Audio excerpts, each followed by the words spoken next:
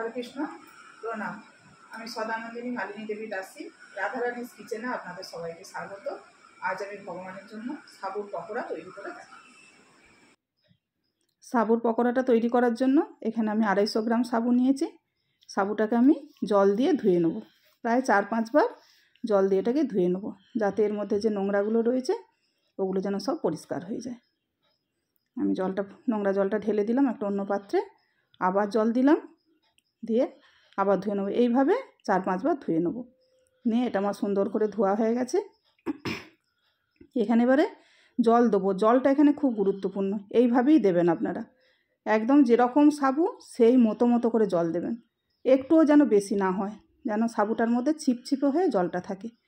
ঠিক এই রকম দেখুন কীরকম জলটা দিয়েছি। জল কিন্তু ওপর থেকে দেখা যাচ্ছে না, কিন্তু সাবুগুলো ভিজে আছে। এইভাবে জল দিয়ে 5 থেকে 6 ঘন্টা ঢাকা দিয়ে রেখে দিতে হবে ভিজিয়ে, মানে এইভাবে জলটাই দিতে হবে। এবারে দেখুন 5-6 ঘন্টা পরে সাবুগুলো দেখুন কত ফরফরে হয়েছে, কোথাও একটু জল নেই, কিছু নেই, শুকনো।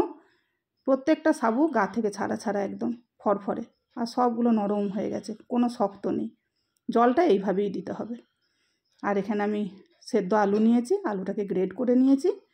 আর এখানে কাঁচা লঙ্কা কুচিয়ে নিয়েছি, বাদাম ভেজেছি, চীনাবাদাম ভেজে নিয়েছি, ধনেপাতা, আদা গ্রেড করা আছে। এখানে ভাজা মশলা, ধনে, জিরে, শুকনো লঙ্কা ভেজে গুঁড়ো করে নিয়েছি আমি। আর এখানে নিয়েছি সিন্দুক, লবণ। এবার আমি সাবুটার সাথে সব জিনিসগুলো দিয়ে আমি সুন্দর করে মেখে নেবো, একটা ডো তৈরি করব। সেই জন্য প্রথমে আমি আলুগুলো দিয়ে দিলাম, পুরো আলুটা যেটা গ্রেড করে রেখেছিলাম। এখানে প্রায় 4টে আলু ছিল মাঝারি সাইজের। এখানে ধনেপাতা, আদা গ্রেড করা এটাও দিয়ে দিলাম, কাঁচা লঙ্কা কুচানো এটাও দিয়ে দিলাম। এটা আপনারা আপনাদের মতো করে দেবেন। ভাজা মশলার গুঁড়োটা, সিন্দুক, লবণ পরিমাণ মতো দেখে দিতে হবে, এটা যেরকম লাগবে। আর আমি যে বাদামটা নিয়েছিলাম ভেজে, ওটা আমি মিক্সিতে একটু পিষে নিয়েছি, মানে পুরো পেস্ট নয়, হালকা একটু পিষে নিয়েছি। গোটা ভাঙা সব মিলিয়ে আছে। এটা আমার সুন্দর করে মাখা হয়ে গেছে। এবার আমি হাতে একটু তেল নিয়েছি, নিয়ে এটাকে আমি পাকিয়ে নেব, বড়ার আকারে পাকিয়ে নেব। সুন্দর করে এটাকে পাকিয়ে নেব। একটা হয়ে গেছে, আবার আমি একটা দেখিয়ে দিচ্ছি। এরকম চপের যে আলু করা হয় সেরকম করে সবগুলোকে আমি পাকিয়ে নেব। এইভাবে ধারগুলো ফেটে গেলে একটু সুন্দর করে নেব। এইভাবে আমি সবগুলোকে পাকাবো।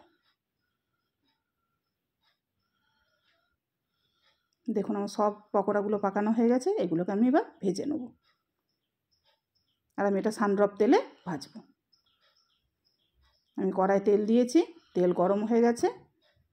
তেলটা কিন্তু খুব গরম হতে হবে, নাহলে সাবুর পকোড়া ভেঙে যাবে ঠান্ডা তেল হলে।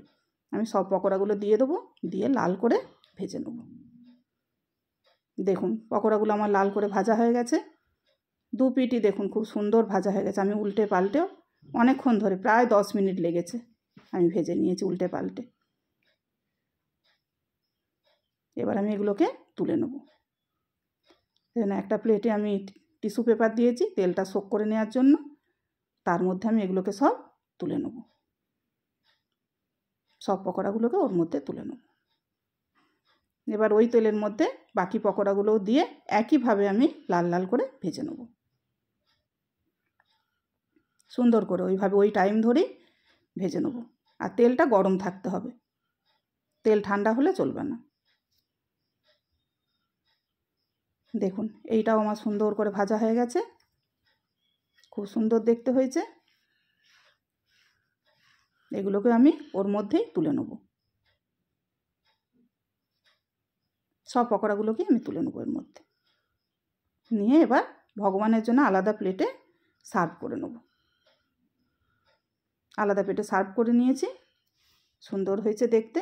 এর মধ্যে তুলসী পত্র দেবো, ভগবানকে নিবেদন করব। হরে কৃষ্ণ। ভুল ত্রুটি হলে ক্ষমা করবেন। প্রণাম।